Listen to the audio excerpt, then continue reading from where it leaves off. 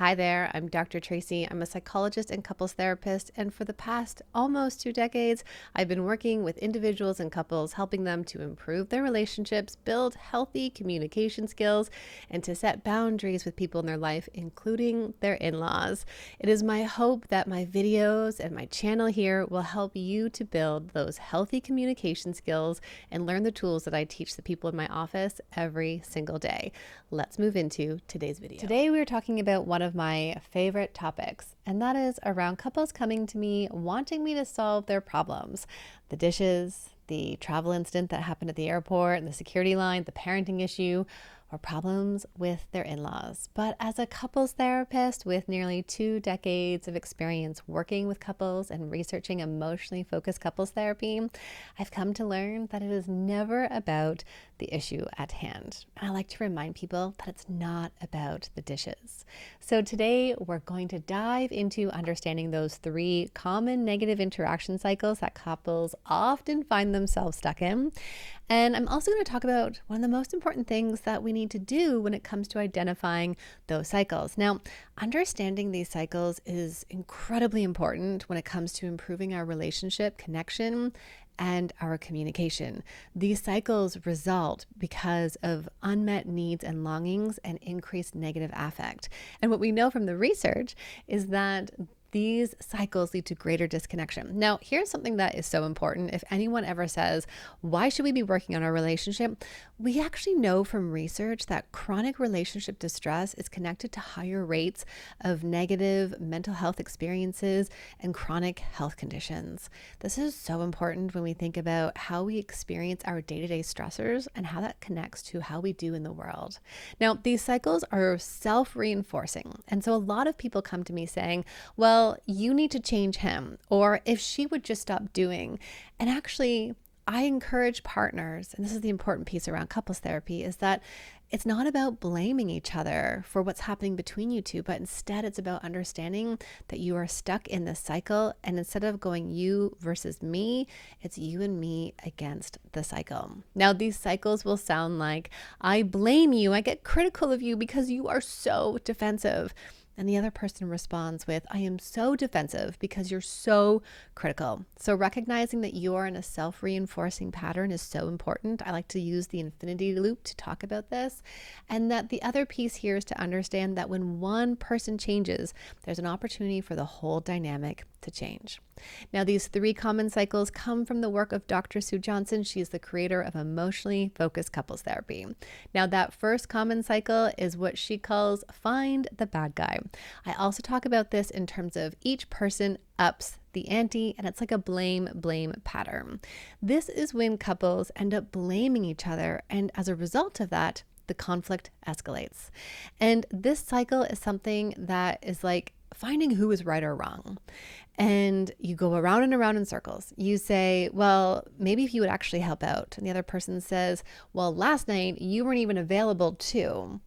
To break this cycle, what's so important is to actually go inwards and to start looking at I and those experiences that come from inside of you. It is not about focusing outwards in you. Anytime we use you, we are guaranteeing that your partner is going to get defensive. But instead, experiences can sound like, or expressions rather can sound like, instead of saying something like, you never listen, you're always on the phone, you change it to, I'm feeling unheard. I feel disconnected, and then talk about what it is that you need. Now, this is an incredibly hard skill, especially when you feel escalated in the heat of the moment. But when we do learn how to talk from this position, first, it gives you a lot of power when you talk about your needs and wishes and your feelings. But the other really cool thing is that there's an opportunity to decrease the defensiveness from your partner. Okay. The second cycle is the most common cycle that I see couples get stuck in, and that is the pursue, defend pattern or the pursue, withdraw pattern. This is where one partner ups the ante. It's like knocking on your door. They're trying to get a response from you. And when it comes to our connection, this is similar to what we experience with children. Any response is better than no response. And so while I'm knocking on my partner's door trying to get their attention, the other partner keeps the door closed or they get defensive. So they remain withdrawn they shut down or they get defensive. And what's challenging about this is that this leaves both partners feeling frustrated and disconnected. One partner says things like, "Why are you knocking on my door? Why can't you give me space? I just need space." And the other person says, "I can never reach you. You're never there for me. You don't even understand." I think what's so important about this dynamic is that underneath it, there are people saying some really important things. For the partner who is pursuing for connection, they're saying, "Do I matter? Am I even important to you? I just need to know that I matter to you in this world." And the other person is saying, "I feel inadequate. I feel like I can never get it right with you. I feel like a failure." And so when we don't access this underneath core emotions and needs, we are more likely to get stuck. So it's important then for the person who's in the more pursuing position to practice talking about their softer emotions in a calm and clear way. So easy to say than to actually do. But then also for the person who's more defensive or withdrawn to actually engage in the conversation. And that when your partner is coming to you, practice listening to what they are saying. So when one partner says, "I don't feel connected with you," the other person says, "Tell me more. I'm here to listen." All right, that third pattern is called the freeze and flee. I often see it with couples in my office where they both shut down. This is the couple that you meet that says, "Oh, we never fight. We're good. Things are fine." And what's really interesting is in my therapy room, I can see them nervously looking over to each other because what's underneath that shutting down mechanism is fear and anxiety, worry they don't know who their partner is, worry that they're not going to be able to resolve conflicts. The challenge with this cycle is that a lot of conflict remains unresolved, can lead to resentment, and can also lead to people self-sacrificing and abandoning themselves. Now, what's important here is when it comes to this freeze and flee pattern, a quick fix for this, it's not really a quick fix, but a one step forward would be to start setting aside regular weekly check-ins. Check-ins are one of my favorite tools to put in place for couples because life goes so fast and we forget to pause and sit with each other and talk about what's actually happening. Now, if you tend to shut down, then it's really important to put a time frame on that conversation to make sure that you are addressing one issue at a time and to take breaks if things start to get too escalated.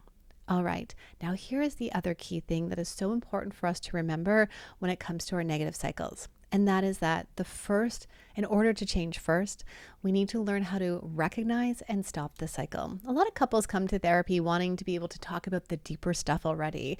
And yet that is something that comes second. Because if we don't feel safe to bring up hard conversations, those hard needs, those fears that we all hold inside of us, like, will you reject me if I share this with you? Do you even love me? I'm so afraid you'll abandon me one day. In order to go to those fears, we need to know that our partner is not going to escalate into, "Oh my gosh, you're doing this again. You always make it about you." And that happens. And so what's important is for you to practice learning. How do I step out of this cycle? How do I pause? How do I say, "Wow, look what's happening between us right now. We are getting nowhere. We're going around in circles." Notice when I say these statements, I use we because we don't want to blame our partner even more for what is happening. And so when we use we, then it gives us the opportunity to say, "We've got this together. We're going to get through this together. You are not the bad guy. I'm not the bad guy. The cycle is taking over." I had one couple that loved to use the analogy of a washing machine. "Oh, look, we're in spin cycle again." And another one that used to say, "Oh, this is what Dr. Tracy told us to stop. We need to stop this right now." So I think it's so important for you and your partner to find something that's going to help you say, "Hey, let's press pause." Now, I know a common question here that I get is often, "But what if my partner doesn't want to do this work?" That's another conversation, and I address this in other areas. But what I think is important is at some point, maybe you're doing the dishes together or you're out for a walk, you start to say, "Hey, have you ever noticed that we get stuck in the same fight over and over again? Whether we're talking about your mom or the kids or, cleaning up. Here we go again. It looks the same all the time. Next time we get into that place, I'm going to try to stop it. But I just want you to know that's what I'm going to try to do." All right. Couples come to me always fighting about the dishes, about sex, about in-laws, finances, the kids. These are the common things that show up for people. But what's underneath that is really where I focus on. And that is the unmet needs and longings and those negative emotions that are showing up. Our goal in therapy is to understand how we are fighting and not just what we are fighting about. And by recognizing and changing these negative cycles, we can then start to build a healthier connection. We can start to then solve the problems with our partner and to feel closer and more connected.